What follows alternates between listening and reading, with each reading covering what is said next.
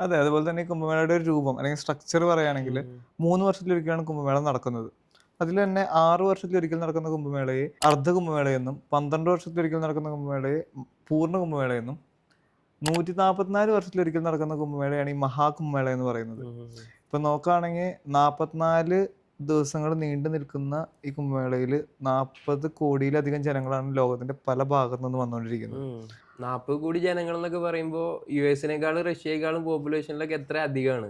അത് മാത്രല്ല ഇപ്പൊ ബഹിരാകാശത്ത് ഗ്രേറ്റ് വാൾ ഓഫ് ചൈനയൊക്കെ ബഹിരാകാശത്ത് കാണാൻ പറ്റുന്നൊക്കെ പറയുന്നുണ്ട്. പക്ഷെ അതൊന്നും ആക്ച്വലി പോസിബിൾ അല്ല. But at the same time ഇത് നോക്കുകയാണെങ്കിൽ മനുഷ്യ സംഗമം ബഹിരാകാശത്ത് കാണാൻ പറ്റുന്ന അത്രയും വലിയൊരു മനുഷ്യ സംഗമമാണ് ഈ കുംഭമേളയിൽ നടക്കുന്നത്. ഇത് മാത്രമല്ല, പിന്നെ ഇതിന്റെ ബിസിനസ് പറയുകയാണെങ്കിൽ യു പി സർക്കാരിന് ആകെ ചെലവ് വരുന്നത് അറൌണ്ട് 900 crores ആണ്. 900 കോടി. അത് തന്നെ ഇപ്പൊ ഇവിടെ വരുന്ന ഒരാള് ഒരു 5000 രൂപ വെച്ച് ചെലവാക്കിയാൽ തന്നെ 2 ലക്ഷം കോടിയോളാണ് ഇവർക്ക് വരുന്ന വരുമാനം. യു പി സർക്കാരിലേക്ക് വരുന്ന ഒരു എമൗണ്ട് എന്ന് പറയുന്നത് 2 ലക്ഷം കോടിയോളം വരും. അപ്പൊ ഒരു ആത്മീയ സംഗമത്തിനപ്പുറത്തേക്ക് വലിയൊരു ബിസിനസ് അവസരങ്ങൾക്കും കുംഭമേള സാക്ഷിയാവുന്നുണ്ട്. അതിൽ തന്നെ ഒരു കുംഭമേളയുടെ എന്താ പറയാ എൻവയോൺമെന്റ് കൃത്യമായിട്ട് മനസ്സിലാക്കിയിട്ടാണ് ഓരോ ബ്രാൻഡും അവരുടെ ബ്രാൻഡ് അവയർനെസ് ഒരു സ്ട്രാറ്റജി ബിൽഡ് ചെയ്തേക്കുന്നത്. അതിനകത്ത് ഏറ്റവും ബെസ്റ്റ് എക്സാമ്പിൾ പറയുകയാണെങ്കിൽ ലൈഫ് ബോയ് എല്ലാവരും പറയുന്നതാണ്. അതായത് അത്രയും എക്സെപ്ഷണൽ ആയിരുന്നു അവരുടെ സ്ട്രാറ്റജി എന്ന് പറയുന്നത്.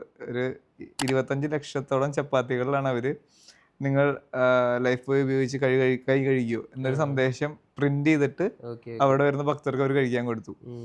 അതിനുശേഷം ഫുഡ് കഴിച്ച് വരുന്നവർക്ക് അവർ ലൈഫ് ബോയുടെ ഹാൻഡ് വാഷ് പ്രൊവൈഡ് ചെയ്തു.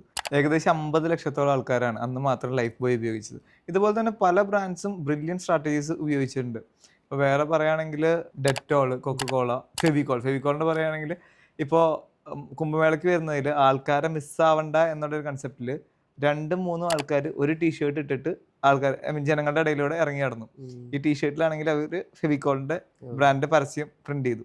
ഇങ്ങനത്തെ പല ഞാൻ കേട്ടിട്ടുണ്ട് ആമസോണ് പിന്നെ കുംഭമേളക്ക് വരുന്നവർക്ക് വേണ്ടി കിടക്കാൻ വേണ്ടിയിട്ട് പിന്നെ കാർഡ്ബോർഡ് കൊണ്ടൊക്കെ ബെഡ് ഉണ്ടാക്കി കൊടുത്തു. അതുപോലെ തന്നെ കൊക്കക്കോള എന്ന് പറയുമ്പോൾ PhD റൂറൽ ഡെവലപ്മെന്റ് കോർപ്പറേഷനായിട്ട് കൊളാബ് ചെയ്ത് സ്ത്രീകൾക്ക് വേണ്ടി 1000-ഓളം ചേഞ്ചിങ് റൂംസ് ക്രിയേറ്റ് ചെയ്തു. പിന്നെ പറയുമ്പോൾ എവറെഡി എന്താ ചെയ്തെന്ന് വെച്ചിട്ടുണ്ടെങ്കിൽ 13,000 LED ലൈറ്റ്സ് ആണ് അവർ നഗരിയിൽ സ്ഥാപിച്ച്. പിന്നെ വരുന്നത് ബ്ലിങ്കിറ്റ് അവിടെ വരുന്ന ആളുകൾക്ക്, ഭക്തജനങ്ങൾക്ക് ആവശ്യ സാധനങ്ങൾ എത്തിക്കുന്നതിന് വേണ്ടി ഒരു ഹബ്ബ് തന്നെ അവിടെ സ്റ്റാർട്ട് ചെയ്തു. സോ അത്രയും ആൾക്കാർ ഇൻവെസ്റ്റ് ചെയ്യുന്നുണ്ട്. അതായത് ബ്രാൻഡ് ഓണേഴ്സ് മാത്രം അറൌണ്ട് 4500 കോടി രൂപയാണ് ബ്രാൻഡിങ് അവയർനെസ് വേണ്ടി മാത്രം കഴിഞ്ഞ കുംഭമേളയിൽ ചെലവാക്കിയത്.